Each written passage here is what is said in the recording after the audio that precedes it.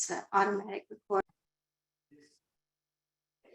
So an official welcome from me. Hi, I'm Dr. Sherry Popp, the Director of Professional Development here at Weave Education. And we're so pleased that you have joined us today for this webinar. We are recording. If you're just joining us, you will receive a copy of that recording after our event today.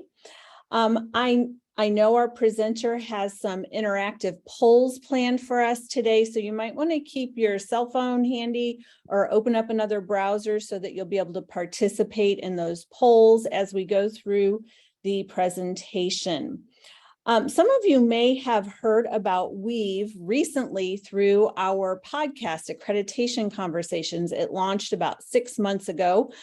We had a new episode drop just last week featuring Herman Bounds, and he is the director of the accreditation group within the Office of Post-Secondary Education at the U.S. Department of Education. And we've really enjoyed these last 6 months partnering with Accreditation Conversations and trying to bring you more access to the kind of questions folks often have about accreditation processes. So we're pleased today to be featuring Accreditation Conversations. So today's topic for our webinar is becoming a peer reviewer. It's something I know I valued greatly in my time on campus. It was just such a rich experience to participate in that process. And our presenter today, Dr. Tisha Paredes, is going to provide us with some real practical tips on becoming a peer reviewer. So I'm going to turn it over to her now. Great. Well, thank you, Sherry, and happy morning or afternoon to everyone. Thanks for attending. My name is Tisha Paredes, and I am the Weave Knowledge Center expert, and I just joke that means smart person. But I work with Sherry in delivering workshops, courses, all kinds of different professional development opportunities. So Sherry will actually talk a little bit more about that at the end of the session. Just a little bit about me. I served actually one institution for my entire 20-year career. I was at Old Dominion University for 20 years, and I recently stepped down last year. And the last position I served in was Assistant Vice President, Institutional Effectiveness and Assessment. All that means is that I did a lot, but I was a peer reviewer for our then known regional accreditor and worked a lot with specialized and programmatic accreditations as well. So today, as Sherry said, we're going to talk a little bit about how to become a peer reviewer. Now, I'm going to talk kind of at the global level. I'm not going to talk specifically how you become a peer reviewer for HLC or how you become a peer reviewer for ABET, and get used to all the alphabet soup, because one of those is engineering and one of those is an engineering accreditor and one of those is an institutional accreditor. So if you don't know the acronyms, we have to get used to that in higher ed, which leads me to who the heck are the accreditors? And as my keyboard here didn't work, let me push forward. What do I mean? Who are we talking about when I say accreditation organizations? And as I referred to earlier, a little bit of alphabet soup, but you need to kind of understand where the organ or the accreditors fall, what buckets they fall in. They could be a programmatic accreditor, which means they accredit a degree, program, or certificate, depending on the accreditor. They could be an institutional accreditor, formerly known as regional. You may have heard of SAC-COC or Middle States or Higher Learning Commission. There's WASC, there's New England, there's a few others. So that's the institutional accreditor.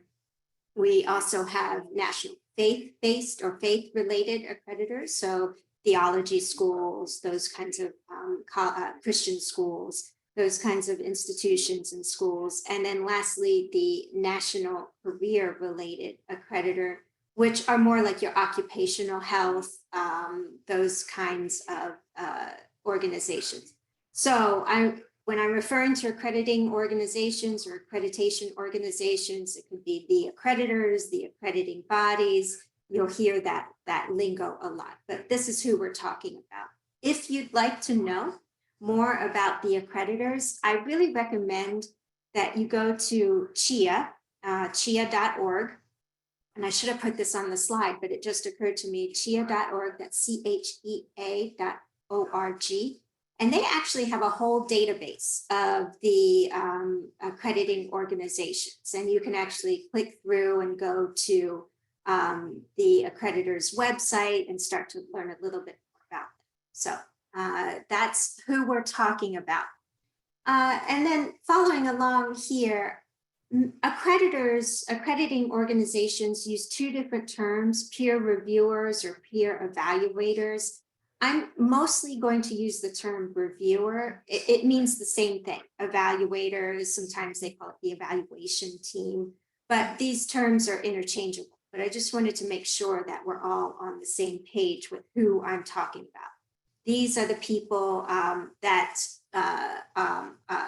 come to your campus or read your self-studies. All right, so let's talk a little bit about who are they and what do they do. And first, we have a little interactive poll. As Sherry said, get your cell phone out and either go to the camera app and scan the QR code, or go to slido.com and enter that 7-digit number. I had to do math in public. Enter that 7-digit number and start taking this poll here. Who are the reviewers or the evaluators? Who do you think they are?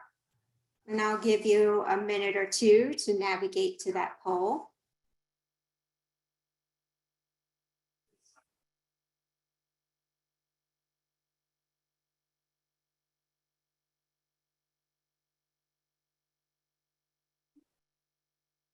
Well, I might as well take the poll too as I'm reading. So I'm going to go ahead and scan the little thing.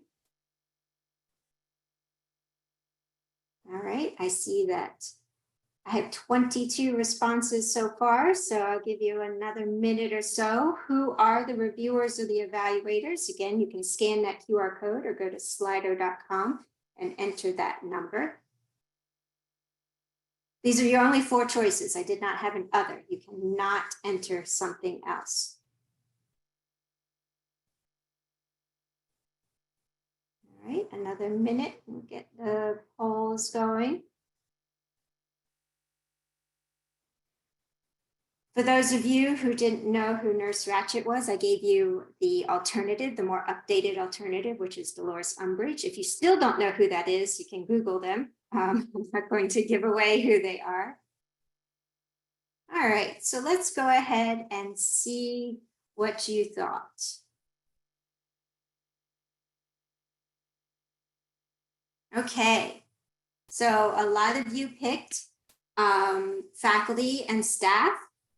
Volunteers that do a yo person's job. My former boss used to use this term a lot, so I updated a little bit, put it gender neutral. And some of you actually did click Nurse Ratched or Dolores Umbridge. So there is actually a right answer here, although having a little bit of fun with it. They are typically faculty administrators, and they are volunteers who do a lot of work. Some people may think they're a rules follower and kind of a stickler for the rules, and maybe a little bit difficult at times, but it is their job to make sure institutions are complying with the standards. And we'll talk a little bit more about that in a minute. So good job to those of you who, well, it says no one participated, but I know at least 34 of you participated. So thank you for participating in that little fun poll. But really, who are they? They are us. At the end of the day, they are us. They are all of you who are on this webinar. They are the colleagues that you work with at your institutions. They're faculty, administrators, staff. I've actually seen students on teams to get some knowledge, higher ed students as observers to get some knowledge about the process. They hold various positions within and across the organization. They don't have to be provosts, or my joke is provice, that's the plural. Yes, I know my grammar's wrong there, but they don't have to be senior leadership. They can be faculty teaching a sociology course. They can be your institutional effectiveness person. They can be your student affairs director. They can be your finance officer. They can be all across the institution. But the idea is they have some experience with accreditation, that they have a little bit of knowledge, and they fall into some of these areas of expertise. So again, academic administration, that's, your mid-level leadership positions, typically.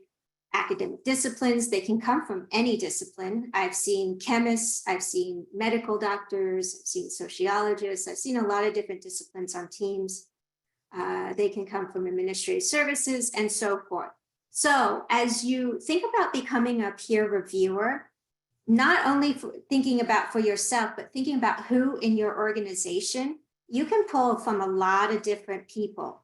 The more people in your organization that have been peer reviewers or peer evaluators, the more accreditation knowledge, the more accreditation eyes are on your campus, and the more understanding about the process is on your campus as well. So it's very important to get people involved. So if you can put some faces to these areas of expertise, that would be great, but also thinking about yourself as well, becoming a reviewer. All right, so we have another little poll here. This one's open-ended, so I'll give you another minute or two. What do reviewers do in a sentence or phrase? So it could be a short sentence or phrase. What do reviewers do? And I will give you a few minutes to type in your answer. I'm checking my phone here because I can see the little responses that come up, and the screen will populate. People, they do a lot. Yes, very good. That means nobody else can put a lot in the answer. You have to think of another word or phrase. They do compliance. They assess standards. They accept bribes. Well, I don't know that they accept swag. That is technically not a bribe. And they make suggestions. They verify that programs are compliant. They help. They review, interview, and advise. Very good. A few more here. This is a word cloud, so help, programs, and ensure are the most popular words that you're using, and as well, apparently, but those are the words that are most popular right now. So help is the biggest thing most of you are writing in your answers. So yeah, I think for the most part that all of you have hit the nail on the head. And these aren't obviously, you're not going to receive a grade at the end of this webinar. So there are no right or wrong answers with this question. But really, we have to come to an understanding about their role. Not only for when they come to our campus or read our reports, but for when we want to be a reviewer or an evaluator. What is it that we need to do? What is my role? And although it varies slightly across accrediting organizations, these are the standard roles and responsibilities that peer reviewers or evaluators have. So they participate on off-site or on-site teams, meaning that they read some self-study reports at a location, in their home, in a hotel, together as a team. For institutional or programmatic self-studies, typically they're working together with a team, and the standards are divvied up amongst the team. So don't worry, as a peer reviewer, you will not get all 20, 50, 72 standards. You will only get a subset of those standards based on your expertise. If you're an institutional effectiveness person, you will get the assessment standards. If you come from an academic discipline, you'll probably get the faculty standards. So those are the things. If you come from the library services, you get the library standards. You see where I'm going with this. So that's why it's important that people come from various disciplines, because there are a lot of components to the standards. All right, and the biggest key here that I have found as a peer reviewer, it's extremely team-oriented. I'm reading my standards and I have to confer with the library person, the library reviewer. Did the institution do this? She or he has to confirm with me. Does the institution have this? They reference your standards. Is it in there? Sometimes I have to work with the financial person, the reviewer. Okay, they referred to the finance standards. Can you confirm that's in? So it's a big team effort. And also, you know, hey, I think this institution is doing this. Could you just read this and help me out? Do you see what I see, or do you see something different? So it's not only confirming that evidence is in another standard, but also checking me, checking you as the reviewer. I'm seeing this. Is this what you're seeing? And so it's very, very important that it's a collaborative effort. One of you, or a few of you, more than a few of you, talked about evaluating compliance with accreditation standards. I believe that is their number one role, although that's done differently based on if it's based on the accrediting organization. But standards are fairly consistent across accrediting organizations. So that is their main role of doing that. They can do that electronically or face-to-face, those kinds of things. The other thing that really surprised me when I became a peer reviewer, and I'm not sure why I didn't think of it, because of course I received reports from my peer reviewers. They write a lot, and you have to really, it's a different writing style, right? You cannot lead the institution to the right answer or tell the institution what to do. You have to summarize the findings and talk about some things that could lead to compliance. And so it is sometimes difficult to write these reports. And I have to tell you, I have benefited a lot from serving on a peer review team and watching and reading other people's reports and then incorporating their kind of style into my writing. That's actually how I learned to write a review report. So, and yes, because you have to write a lot and you have to write quickly. Thank you, Paul. When you are on site, it is a very quick process. So typically on site and off site as well. Off site is depending on the organization, could be a few weeks, or it could be a few days, depending on the organization that you're with. But you have to be able to think pretty quickly, and you have to write fairly quickly. And so that is something that's important for you to remember as well. And I have to say, the first time I was a peer reviewer, I was a little bit intimidated because I didn't know. I didn't know if I had the skills. And I thought, now looking back on it, I thought, well, yeah, of course I had the skills, because they wouldn't have picked me. And my colleagues really helped me out a lot. It's a very collegial process. So don't get worried if you're thinking, oh, I don't know if I could write one afternoon summarizing the findings, or what if I didn't know about this standard. Your colleagues there are there to help you. So I wouldn't worry too much about that. My suggestion to you is just go ahead and do it. But I have a tendency to also say yes to a lot of things, whether I think I can do it or not. And the other on-site, they interact with faculty, staff, and students. This is one of the most fun parts of being a peer reviewer. You get to learn about and talk with other faculty and staff and students on campus. You get to see beautiful facilities. You really get to know about different institutions. I have to say, my time serving as a peer reviewer, I have gotten to see some great facilities, some great best practices, and I brought some of that back to my own institution as well. Couple pieces here. You have to maintain confidentiality, and that is one of the biggest things and most important things. Yes, you are a peer reviewer, and you can tell people on your campus that you're a peer reviewer, but you can't tell them the details, and you can't keep the materials, and you can't really use the information after you've completed your work as a peer reviewer. You really do need to maintain that confidentiality, not only for the institution, but for just the process in general. think about it. If you heard on the listserv that XYZ institution got in trouble, the peer reviewer said, they got in trouble for something, that would be quite embarrassing to not only that institution, but the process, the accrediting body, those kinds of things. That actually, I remember the funniest thing is at the end of your either on or off-site visit, somebody comes around with a bag and you put all your USBs and in the bag, and then there's also a communal shredder that you use as well. So I always, that your job is done when you give your USB, put it in the bag, and you shred your documents. That's always the fun part of the last day of being a peer reviewer.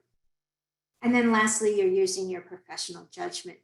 And again, a little bit about accreditation. You'll know a lot more about it after you become a peer reviewer, but your area, right? Assessment, faculty credentials. Maybe you don't, let me pause on that. Maybe you don't know that this chemistry degree is good for teaching organic chemistry, but you can reason through it. You're a reasoned individual, and there are other people there to help you. Sometimes you work in a team of 2 or 3 on your standards. So there are other people to help you.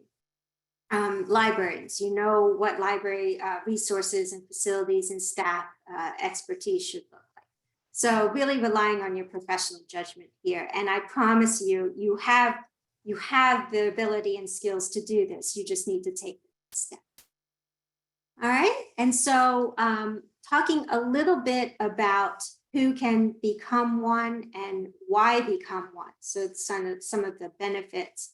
We talked about who are the reviewers and what do they do, but let's talk about who and why you would become one. And please feel free to put your questions in the Q&A, not the chat, but in the Q&A for some more information or clarification. Feel free to let me know if you want me to touch on something else, but I'm going to take a sip of water here real quick. It's actually tea. I don't know why I said water. All right. So who can become one and why would you become one? Here is something really important. You can become one. So let's just make this clear. Everybody on this webinar can become one. All right. There are some qualifications, and these vary depending on the organization. Some programmatic or accreditors, those who accredit programs such as nursing, engineering, counseling, those accreditors do require either a number of years in experience in the field or, maybe expertise of the field. I mean, you would certainly want somebody who has a nursing degree, who's been in a nursing program, working in a nursing program to evaluate nursing degree programs, right? You would want somebody who's a licensed counselor, who has a counseling degree, who has taught in counseling to accredit counseling programs. So make sure that you check out the accreditor's specific requirements. In general, most want you to have experience in higher education. So you have been in higher ed. Sometimes they talk about a number of years in higher ed. So some accreditors require a number of years. Like I said, some accreditors require a degree or experience in a specific area, like nursing, counseling, engineering. But the other piece of that is, I believe almost all of the accrediting organizations, and I'll say almost all, but most require a graduate degree, so a master's degree. Most require that. There may be some exceptions, but most require a master's degree. And then the other piece is that you're currently employed at an accredited institution or program, or you've recently retired. Some organizations allow you to be a reviewer 2 or 3 years after you've retired from your institution, or program. So think about that as your second career. Actually, my mentor and former boss retired, good Lord, like 7 or 8 years ago. And he served as a reviewer for about 3 years after he retired. And it was a little bit easier for him because he was retired and had a little bit more time to read the reports.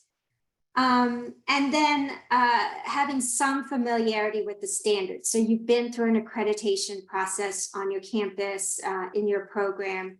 Perhaps you've attended the conferences, something like that. So you're familiar with the standards. You do not have to know every single standard. Okay, let me be clear about that. You do not have to know all 20, 50, or 72 standards. You need to be familiar with generally what's included in an accreditation report. However, you really need to be an expert in your field and use your expertise for your standards, right? So I do assessment. I don't know everything there is to know about the board evaluation standards or the financial standards. You really don't want me to touch the financial standards. Perhaps there's some standards about faculty credentials. I don't know. I just know about them. I'm also not the reviewer for those standards. I am a reviewer for assessment. So you have to have some familiarity with all the standards, but you use your expertise for the standards that you are assigned. Okay, and so that's who can become one. So pretty much anyway, I will also encourage you to, again, think about those on your campus you can encourage to become one.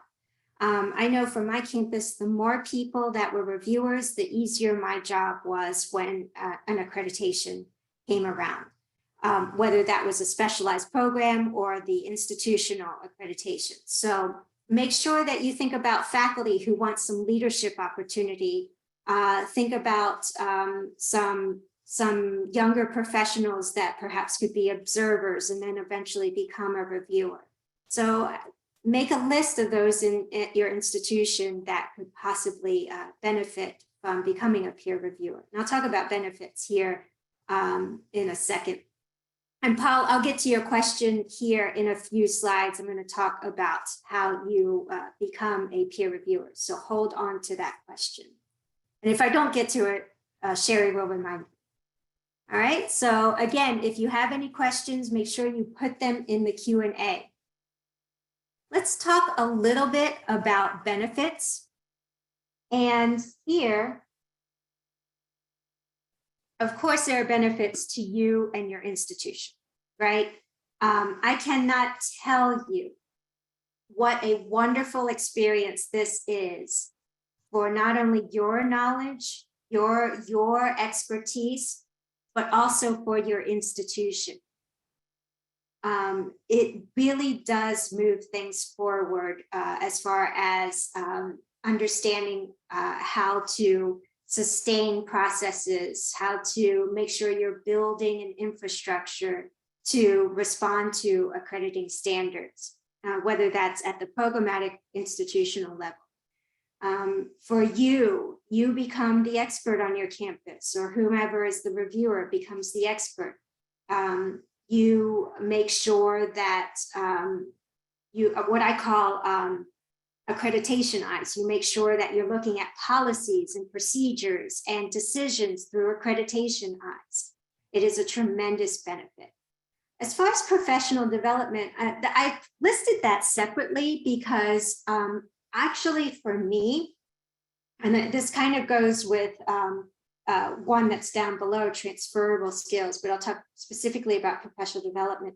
I met so many colleagues across many different institutions, and I could call them if I needed help, or we ran into each other at a conference, or perhaps this was somebody that I could co-present with or write a paper with. So professionally, it expands your network, and you start to have this network of people that you can call, you can talk to, you see around, you can collaborate with professionally. So that's really, really a nice benefit. Gaining more knowledge of expectations, that's kind of when I wrote that, I thought, well, duh, yeah, of course you gain knowledge of expectations. But what I really mean here is you get to hear the behind the scenes conversations. And this is what's really interesting. You get to hear how people are reasoning through. You get to see that reviewers really do want the institution to be compliant. You get to hear what evidence they need to look for. You can take all that back to your institution and you can say, well, I know that I heard this conversation, or I know that reviewers are looking for this. Again, these are standards that you may not be reviewing. These are standards that are assigned to your teammates and they're reviewing, but you've heard the conversation, you see how things are going on. So now you're starting to expand your knowledge of expectations, not only for your standards, but other standards across the accreditation report. I know that often when I work with institutions, I say, well, listen, that's what it says in the guideline. And here's what I have heard in conversations. And this is the expectation, because sometimes that black and white manual or guidebook isn't telling you what's in between the sentences. So being a reviewer really gives you a deeper knowledge of those expectations. New way of doing things. Good Lord. I mean, I used to think that going to other institutions would, you know, like what I used to, because I spent my career at ODU, I thought, well, you know, people do it like ODU, or, you know, they do it this way. When I started becoming a peer reviewer, I thought, oh, this is how higher ed functions. This is how an organizational chart looks like at a small faith-related institution. This is how faculty credentials are done at a community college. Those are some things that really, really open my eyes to what could be done. And I take it back to my institution. Here's a different way of doing things. It's, remember, there's no plagiarism in assessment, so I guess there's no plagiarism in accreditation. And one of my good friends always talked about R&D, rip off and duplicate. And so if you see something that's going well, you can definitely adapt it or adopt it for your institution. Meeting a diverse set of colleagues. I have met presidents of universities that I would never meet in my everyday life. I have met chief student affairs officers that I would probably not interact with normally. I have met some wonderful faculty. But not only that, you not only diversity of types of titles and types of disciplines, but diversity of thought. I love to hear what people are thinking about, you know, well, my institution does faculty credentialing this way, and we can have a conversation about how credentials are done and really talk about the pitfalls, those kinds of things. And then, of course, the lunch and dinner conversations are always lively because you're in a room with diverse set of thinkers, and it is really important to have those conversations about what they think about not only standards, but how institutions are doing and what institutions could do to be compliant. Really, really interesting.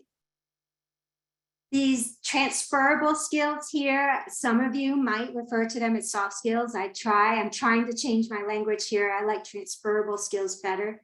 But as I mentioned before, you have to write, you have to be clear, you have to communicate with a diverse set of people, you have to collaborate with people you've never met before.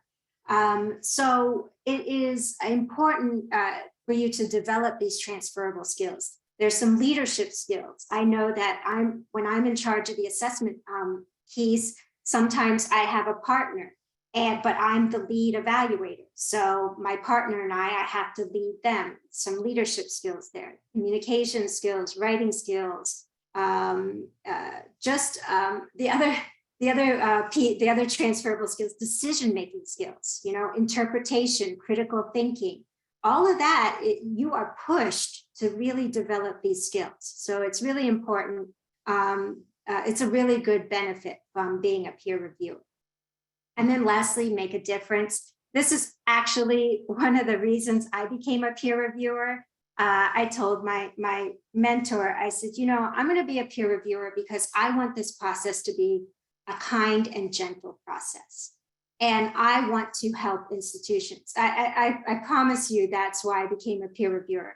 And it made me feel good to help other institutions. It made me feel good to kind of alleviate that anxiety, because you know this, right? When peer reviewers are on your campus, there's this anxiety, there's this stress, and I wanted to alleviate that. So making a difference was one of the benefits that I saw from becoming a peer reviewer. So anonymous attendee, I'm going to pause here real quick. Anonymous attendee asked, are the on-site reviewers selected from among the off-site reviewers, or are they different? They are typically different pools. So off-site reviewers are different from the on-site reviewers, and the on-site reviewers can read your other reports, but they are typically just reading reports that are, standards that are non-compliant, and they move forward. Now, I will say that some programmatic, that's at the institutional accreditor level. The off and on-site reviewers are different. At the programmatic level, you could have the same reviewers. The off-site reviewers could be the same as your on-site. I have seen that happen at the programmatic level. So everybody's going to love this answer because it's an accreditation answer. It depends. It depends on the accreditor, the accreditation organization you're talking about. Another one here, does CHIA utilize peer reviewers? And I hope Sherry or somebody is Googling that, because I do not know the answer to that. And I apologize, anonymous attendee. I do not know the answer to that. So we will get that answer for you. All right, Paul, we're still holding on your question, so it is coming up.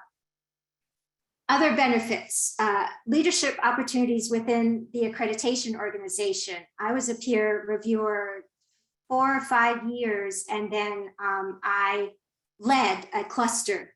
I was the cluster lead, and I had 8 reviewers to oversee, and we had 11 institutional reports to read. So providing leadership, some of you might say, oh gosh, no way. But it was, I have to say, it was a great learning experience. You could serve on conference committees, conference planning committees. You could eventually, if you wanted to get a job within the organization, you could move over and get a job with the organization. So it's really, really important about being a peer reviewer and gaining some leadership opportunities. Travel is typically included, not always, so do check with the accrediting organization, but typically your travel is covered. Sometimes you pay and they reimburse you, sometimes they make the arrangements, but it's typically travel to the institution if you're on site, or off site, it's travel to the hotel, or they send you the materials, whatever. All those costs are usually covered, and room and board as well, meals. You sometimes receive a small stipend. It is not your daily fee. And let me tell you, it's probably not enough to cover your electric bill in the summer in the Southeast, but it is a very small stipend, and it is a token of appreciation. But we're not in higher ed for the money, right? So sometimes you do receive a small stipend. And the coolest thing is I have some mugs and t-shirts and pens and pencils from all different kinds of institutions. So you do walk away with a little bit of swag. All right, so I'll pause there for a second and give myself a chance to catch up on my tea, because my throat is getting a little dry. Any other questions from the audience? Tisha, I'm going to jump in and try to respond to the CHIA question. So, and I'm not answering this authoritatively, I'm answering this Google-atively. So it appears that CHIA has a board comprised of peers that makes recommendations based on reviewing applications for recognition. That doesn't clearly answer the question about whether or not they use peer review teams and site visitors, but it's as close as I could get with a quick Google sweep. And if there's anyone on this call from CHIA, you can feel free to put the answer in the QA, and we will lean on your authority to answer that question more decisively. Thank you. I did put Sherry on the spot. I did reach over to my bookshelf and grab the CHIA standards and procedures for recognition. So I'm sure the answer is in here, which means this is digitally available on their website. So thank you, Sherry. All right, so anonymous attendee did respond. And so we will hopefully mark that as answered. Okay, how do I become one? And Paul, we're going to get to your question here in this moment. Steps to becoming a reviewer. Typically, it is an application process. Some accrediting bodies have a time frame. They only accept reviewers, say September, they only accept applications September 1 to November 1, and then starts the training and those kinds of things. Some organizations have a rolling process where basically you just keep applying and any time of the year, and they'll fit you in when they can. You do have to sometimes get a recommendation from the president or the accreditation liaison on your campus. There's usually a point of contact on your campus, between the campus and the accreditors. That person sometimes has to make the recommendation or the request for you to be a reviewer. Sometimes it is your president. So it just depends on the organization. So Paul, are you asked for a letter of recommendation from a colleague, supervisor, current peer reviewer? Sometimes, depending on the organization, it is typically the accreditation liaison or the president. It might be a chair of the department if it's a programmatic accreditor, but you are asked, it's not necessarily a letter of recommendation, it's typically a request. So it's not a formal recommendation letter. So, and then there is, no problem, Paul. And then there is training that you have to attend. Some training is in person, some is virtual. But it's typically you get a case study and you work through that case study. It's most trainings, I would say, were probably a couple days. I think I did see one training that was one day for a programmatic accreditor. But most trainings are a couple days. And if it's online, sometimes there's videos that you have to watch and then attend a synchronous meeting where you talk about those videos. And then some organizations do mock visits. So you may be asked to do a mock visit, which I think is pretty interesting, kind of like a case study. So that I think is a really interesting training as well. I know I did one mock visit for an accreditor, and that was a very, very good learning experience for me. So these are a few steps to becoming a reviewer. But I want to talk a little bit about some tips and next steps for you, okay? Because I've told you all about who can become a reviewer, why would you want to become a reviewer, the responsibilities of a reviewer, all that good stuff. Now let's talk about your next steps.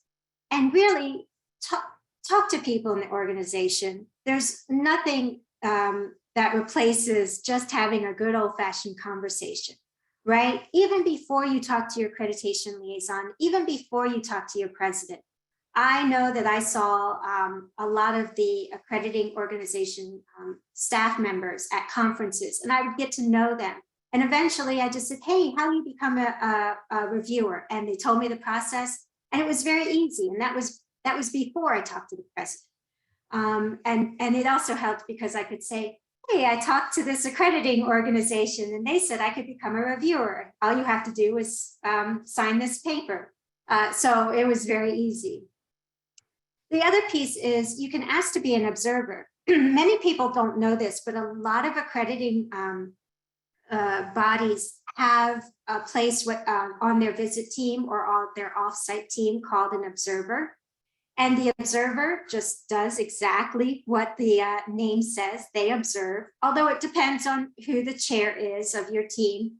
The observer is there to listen to the conversations, gain more knowledge about the process, kind of be a person in the room to maybe review some, they're not a person that reviews standards, but they are in the room when those conversations go on.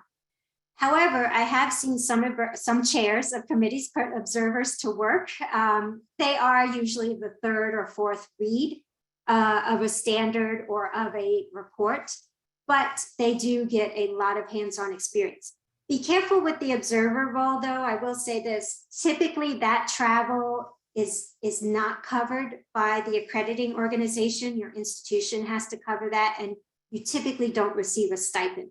However, it's a great way to get your foot in the door, because what happens after you're observer, you become the real thing.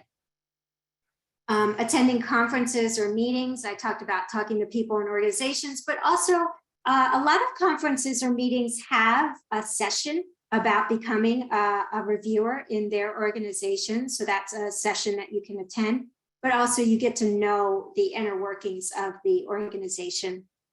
And then create a list of benefits for your institution. I really, really encourage you to do this for you, not only you, but your institution as well, because that will help you talk to your accreditation liaison, your supervisor, your president about why this is a good thing for you to do. So here are just a few next steps here about researching the process, organizing the benefits, having a discussion with your supervisor, even though your supervisor may not be the president or the accreditation liaison. Talking to them about the benefits of the benefits to your institution, to your unit, to yourself is really important. So they know what's going on, and they also can help you with the process. Again, attending a conference, talking with leaders. Another piece is talk with other reviewers. Hey, how did you get to become a reviewer? What's the process like? What are your experiences? I was a reviewer. I was recommended by another reviewer, and that's how kind of my journey got started. So if other reviewers recommend you, that's really helpful as well. And to help you out a little bit with your next steps, I created, I guess I'm calling it the Becoming an Accreditation Reviewer Evaluator Planning Sheet. That's kind of a long title, but there's a I don't know why I called it that. It's kind of long. There's a tiny URL there, tinyurl.com/reviewer plan. And once you go to that link, you should be able to see, hopefully everybody can see this, you should be able to download your planning sheet, okay? And so it's kind of a rote planning sheet. If you don't like it, don't download it, that's all right. But I tend to like things that I can write down and keep me on track. So I want to serve on what accrediting organizations, why do I want to become a reviewer, what's my time frame, and kind of, the benefits and the steps and a task list. If you don't like it, don't use it, or you can adapt it and use it for something else. But that is something that a planning sheet is usually helpful for me. So I'll put that URL up again so everybody can get that. All right, yes, and so I don't think we can put it in the chat, but I'm sure Sherry will work some magic and put it somewhere. But I'll leave that tiny URL on the screen just for a few more minutes so you can copy that while I answer a few questions. So does involvement in other assessment organizations like AALHE help lead toward being a peer reviewer? It is part of your package, right? So it is part of your expertise. I have attended these conferences. I am a part of this group. I have presented at these conferences. It is part of your justification of why you're an expert in the field. So it is helpful to present in the field, to attend conferences. That is good as well. There's another comment here that anonymous attendee has previously served as a reviewer, but it has been over a year. Is there a typical way to identify if I'm still eligible? So yes, actually, there is a way to see if you're still eligible. Most accreditation organizations have a list. Now, whether that list is electronic or Word document, well, they're all electronic, whether it's a database or it's a Word document, they do maintain a list. I have heard a lot of times, and especially during the pandemic, perhaps accreditations were delayed, but I have heard that if you have not been selected as a reviewer, just to go ahead and attend a conference, talk to somebody in the organization. I know that I had a colleague that was on the roster for a couple of years and he did not get called. And he and I talked with somebody at a conference and they had their cell phone. They're like, oh, let me text so-and-so. And within 2 days, this person was on a evaluation team. So you could either ask your accreditation liaison to check the roster, or you can email the organization and see if you're still on the roster, or if there's a conference coming up, you can just talk to somebody and get that answer. Okay, so hopefully I answered that question. Does HLC allow observers? So I am not from the HLC area. However, so I don't know, Molly Miller. However, I don't think it doesn't hurt to ask. And if they don't allow observers, maybe your question will prompt that. I know the SAC-COC region allows observers. I know ABET and AACSB and there's a occupational therapy and physical therapy two different accreditation organizations allow observers. I'm not as familiar with HLC, so I do apologize, Molly. But maybe somebody will Google it and put it in the Q&A. So we'll get back to you on that. Is there anybody interested in being a site reviewer? Perhaps we can gather that information and send along to partner accreditors. I will let Sherry handle that question because she probably knows a little bit more than me about that question. So now that she's back on screen, Sherry. Right. Hi, Tisha. And thank you for that question, Anthony. Weave loves to help connect people who work in this space. And so absolutely, if you're on this call and you've never served as a peer reviewer, or you've served with one organization and now you're thinking, oh, I think I could peer review for somebody else. Sure. I am happy to take that and share it with the people I know. I'll be the go-between there. And we have some of our great accreditor partners on this call today listening. And if you want to add anything to Tisha's great comments, that would be helpful. I'm going to add, just for what it's worth, I'm going to throw in my own 2 cents on this. 2 things. One of the benefits I found when I was a peer reviewer was I found it really affirming of the things that we were doing on campus as well, especially when you're new in your role and you kind of have that question, like you were saying, Tisha, like, ooh, am I really qualified? Do I really have the skills? And you do. I'm so glad that you encouraged people and said, yes, you do.